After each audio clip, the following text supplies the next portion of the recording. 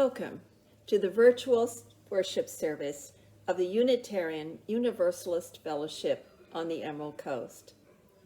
As our opening hymn says, we gather humbly and welcome everyone.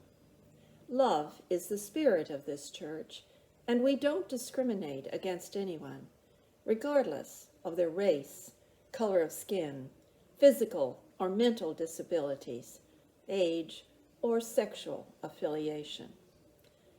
If you subscribe to our electronic newsletter, well, then we encourage you to read the important news and updates about our events in our fellowship. And if you're not receiving the newsletter but would like to be put on our mailing list, then please email our office at admin@uufec.com. You may also email us at that same address if you want to learn more about our Unitarian Universalist faith, and or just give us some feedback on our virtual worship services. This Sunday, we'll be hearing from the Reverend Daniel Kanter of the First Unitarian Church of Dallas, a pre-recorded message that he delivered this September. The title is Unfinished. Reverend Kanter asks some thoughtful questions that require us to reflect upon stories in our lives that may still be unfinished. And then after the service is completed, please join us at our Zoom coffee hour at 11 a.m. for discussion and friendly chats. The link to the meeting is in our UUFEC news and in the order of service that was emailed to you this morning. Our service continues now with the lighting of the Chalice, read this morning by Athena Riley, a member of our fellowship.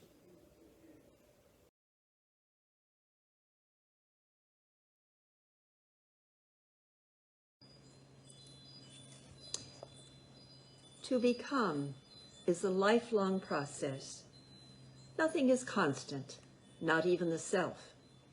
We evolve in the midst of narratives meant only for some, and ways of being made narrow by fear and power. We must then have the courage to listen to the truth of our own lives, the wisdom that comes from within, responding without resistance or need to control, but with welcome and curiosity.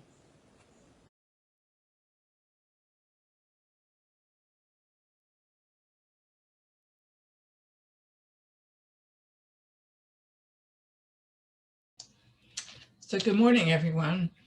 I have a story for you today that I really love because it reminds me of my family. A lot of Jewish people from Eastern Europe, when they got to New York, they went into the garment industry and were tailors and sewers and cutters and stuff like that. And so my great uncle Lou was a tailor, and my grandfather and a lot of his brothers were milliners, which means they made hats back when people wore a lot of hats. And so this is the story for today.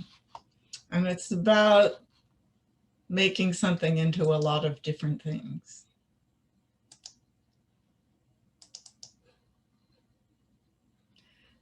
And it's called Something from Nothing.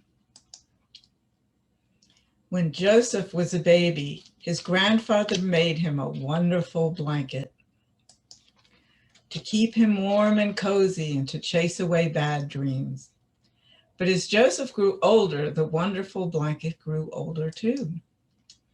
One day his mother said to him, "Joseph, look at your blanket. It's frazzled, it's worn, it's unsightly, it's torn, it's time to throw it out." "Grandpa can fix it," Joseph said. Joseph's grandfather took the blanket and turned it round and round. He said, as his scissors went snip, snip, snip, and his needle flew in and out and in and out. "There's just enough material here to make a wonderful jacket." Joseph put on the wonderful jacket and went outside to play. But as Joseph grew older, the wonderful jacket grew older too. One day his mother said to him, "Joseph, look at your jacket. It's shrunken and small, doesn't fit you at all. It's time to throw it out." "Grandpa can fix it," Joseph said. Joseph's grandfather took the jacket and turned it round and round. He said as his scissors went snip, snip, snip, and his needle flew in and out and in and out. "There's just enough material here to make a wonderful vest." Joseph wore the wonderful vest to school the very next day, but as Joseph grew older, the wonderful vest grew older too.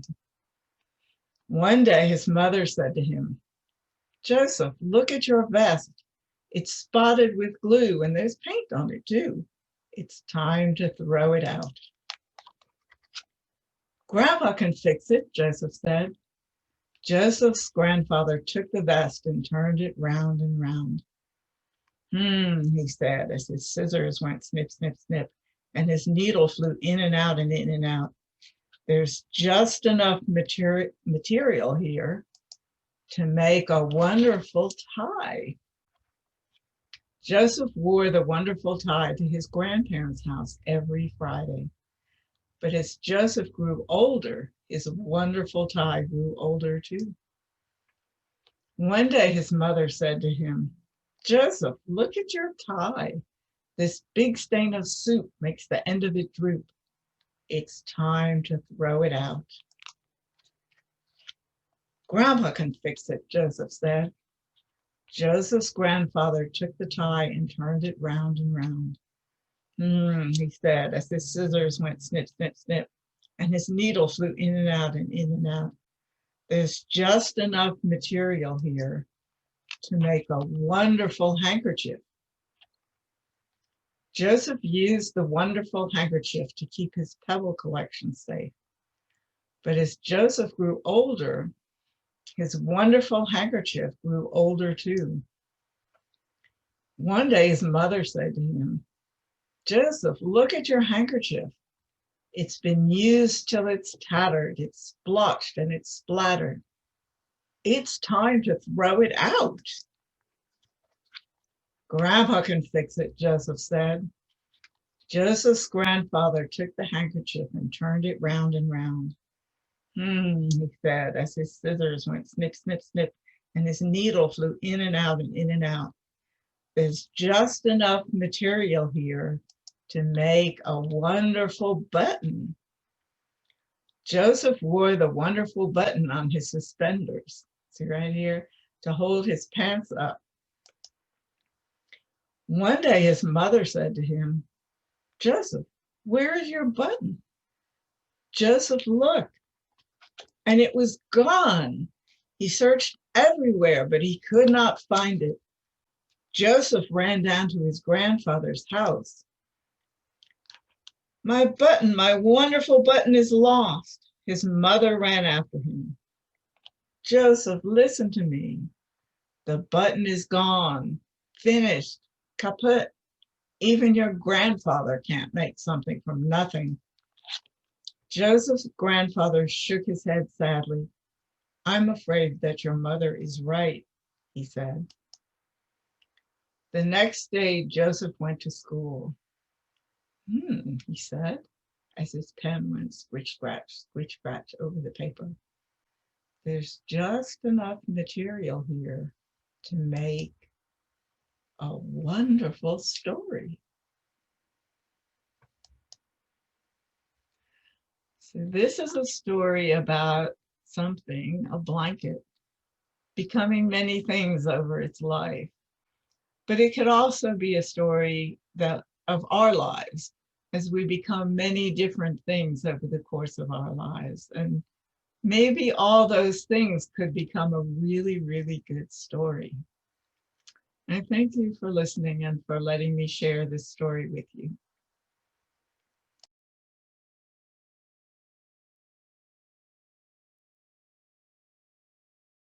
Why I Wake Early.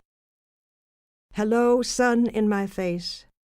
Hello, you who make the morning and spread it over the fields and into the faces of the tulips and the nodding morning glories, and into the windows of even the miserable and the crotchety. Best preacher that ever was, dear star that just happens to be where you are in the universe to keep us from ever darkness, to ease us with warm touching, to hold us in the great hands of light. Good morning, good morning, good morning. Watch now how I start the day in happiness, in kindness.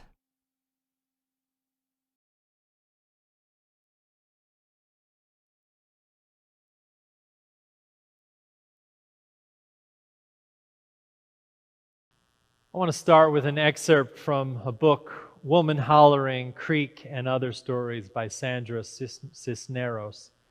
She writes this: what they don't understand about birthdays and what they never tell you is that when you're 11, you're also 10 and 9 and 8 and 7 and 6 and 5 and 4 and 3 and 2 and 1. And when you wake up on your 11th birthday, you expect to feel 11, but you don't. You open your eyes and everything's just like yesterday, only it's today. And you don't feel 11 at all. You feel like you're still 10. And you are underneath the year that makes you 11. Like some days you might say something stupid, and that's the part of you that's still 10. Maybe some days you might need to sit on your mama's lap because you're scared, and that's the part of you that's 5. And maybe one day when you're all grown up, or maybe you will need to cry like if you're 3, and that's okay. And that's what I tell Mama when she's sad and needs to cry. Maybe she's feeling 3. Because the way you grow old is kind of like an onion, or like the rings inside a tree trunk, or like my little wooden dolls that fit one inside the other, each year inside the next one. That's how being 11 years old is. You don't feel 11, not right away. It takes a few days, weeks, sometimes even months before you say 11 when they ask you. And you don't feel smart at 11, not until you're almost 12. And that is the way it is. When I read this, I asked myself these questions. What aspects of my gifts and aliveness have flowed forward into my adult life from childhood? And I ask you the same questions. I ask you, what flowed into your vocation as a teacher or doctor or painter or businesswoman from who you were at 11 or 16 or 21? And what part of you are dormant in your adult life that come from your childhood? And how might you reconnect with those aspects of your childhood? These and other questions were raised for me by Richard Blanco's poem, Since Unfinished, and this portion of Cisneros' book. Another way to ask this is to ask you, what are you running from that is your story of growing up? Or what are you still transforming? Or what is unfinished in you? So we begin a 4-sermon series called Unfinished today, looking at promises made and broken, mistakes and habits, spiritual maturity, and today being unfinished. I know that being unfinished can sound like a condemnation of your character or person. It can sound like something a lover yells at the front door as she slams it. You're unfinished. It also can be something that sounds loving. What if it was something God said to you on a mountaintop? What parts of you are unfinished? What if it was the kind of thing a therapist might ask you, or something a compassionate teacher or minister asked? What if right now I ask you, with all the love that I can find in me, you are unfinished, I say to you. What parts need expanding? What parts need conclusions? What parts need work? Would that have a different meaning to you than the kind that condemns? Would it make you feel like everything you have been up until now is okay, even if you have done despicable things? Would it feel like forgiveness or an encouraging word or a prompt to grow and change?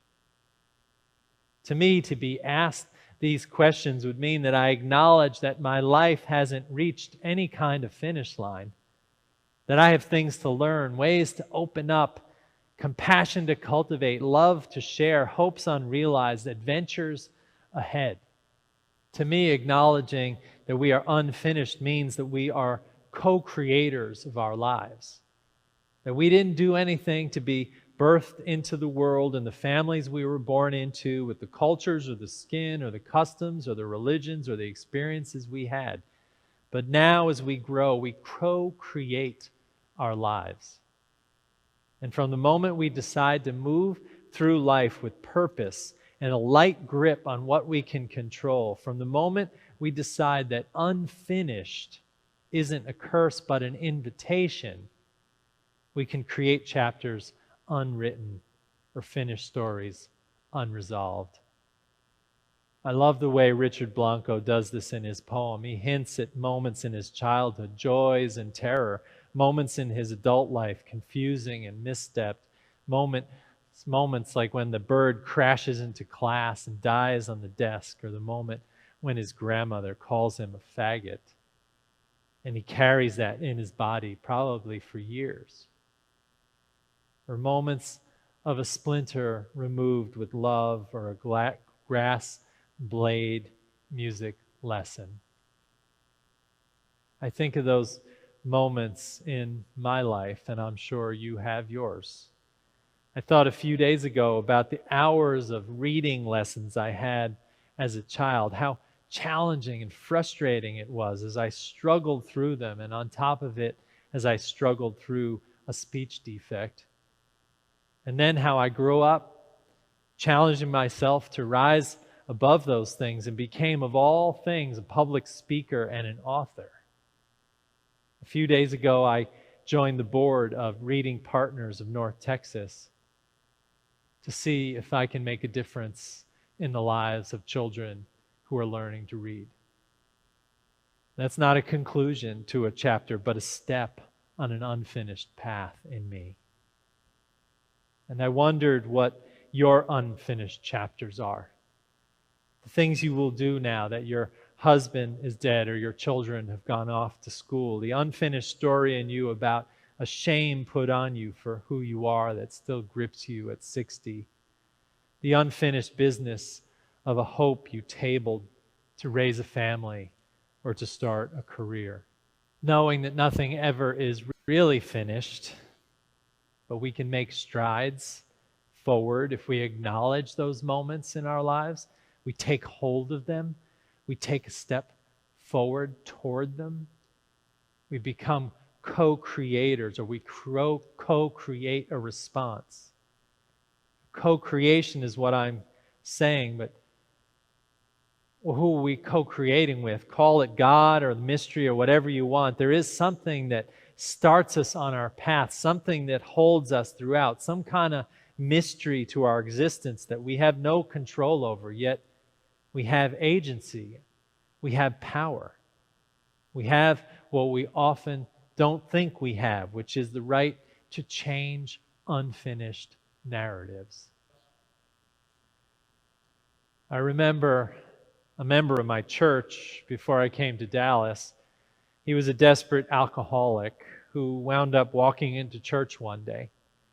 He got so inspired by the spirit of that place that he took a class with the minister on his spiritual autobiography, and after that class, he sat down and wrote a memoir. He was a writer. The book is called Returning by Dan Wakefield. Dan came to church, and he always told the story that after finishing that memoir about growing up in Indiana, about his father's pharmacy and the crazy characters who came in and out of their lives, and how Dan himself went off to be a writer and drank too much, and so much happened that he ended up back in church, finding himself again. When he finished that book, Returning, he says he usually felt drained from finishing a writing project, but that time he felt energized to help other people tell their stories. Dan went on to teach spiritual autobiography writing in prisons and synagogues and community centers and at Princeton, all because he believes so strongly that we have stories that are never, ever finished. Because no matter who we are, we have memories that hold us. And we are like the onion or the rings of the tree, accumulated recollections that need our attention. Dan writes in one book about another writer, Annie Dillard, who says that she believed that when she was so old she could remember nothing else, not even her own name, that she would still remember the way the land looked in the place where she grew up in Pennsylvania. A nod to how memories are so deeply lodged in who we are. And Dan at least once said to me in church, "You and I are unfinished," and that is a blessing. I'm going to teach a version of Dan's Writing Your Own Spiritual Autobiography this winter for those of you who will want to join. The point of it is that unfinished moments leave holes in us that we can fill. The curse of the grandmother, the blessing of the lessons, the love of someone dear, the loss or vacancies of our lives, all need our attention. And the fact is that whether you're 11 or 111, your story is unfolding, unfinished, with you at the center of your next chapter. Our mistakes have their places in us, the failures and the successes, the memories of those that we have lost and loved. And the unfolding never ceases. That unfolding is an invitation to wholeness, to accepting who we are, to rejoicing over each other and rewriting parts of our lives that need love. So friends, as we have entered our theme year, the stories of our lives, we begin this series we are calling Unfinished. And I encourage you to stop today and this week and consider a moment you left untouched and hold it for a minute or two. Write about it. Tell it to someone else. Take a step on that unfinished path. Be a co-creator with God in your life, because it is a blessing in its own way to be unfinished and to take steps to finish stories that need our attention and our love. The poet today blesses us, you and me, we who are unfinished, who are continuing to write the stories and the poems of our lives, when he reminds us, unfinished is forever. Works in progress we are. He says, since tonight, with the battled moon behind the branches spying on the world, same as it ever was, perfectly unfinished. That is the blessing I leave with you today, friends. Amen and amen. We all know loss and pain. Let none of us divide us in the rising sun today. Let us do together what we cannot do alone. Roll away the stones that close our hearts.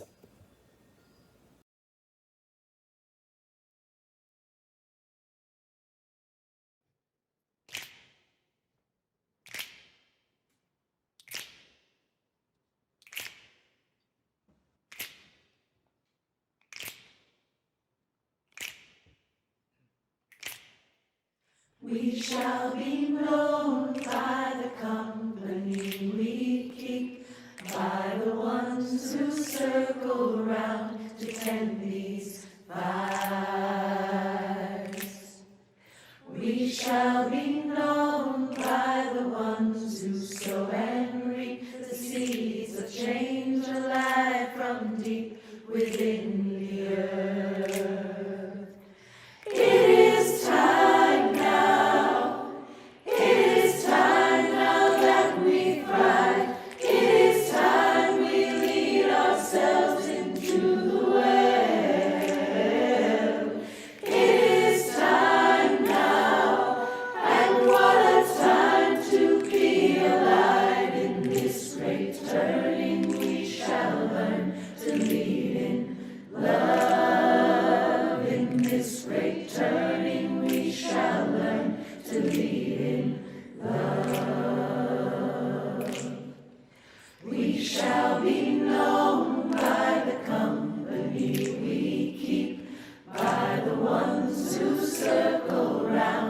tend these fires. We shall be known by the ones who sow and reap the seeds of change alive from deep within the earth. It is time now. It is time now that we thrive. It is time we lead ourselves into the well. It is time now, and what a time to be alive. In this great turning we shall learn to lead in love. In this great turning we shall learn to lead in love. In this great turning we shall learn to lead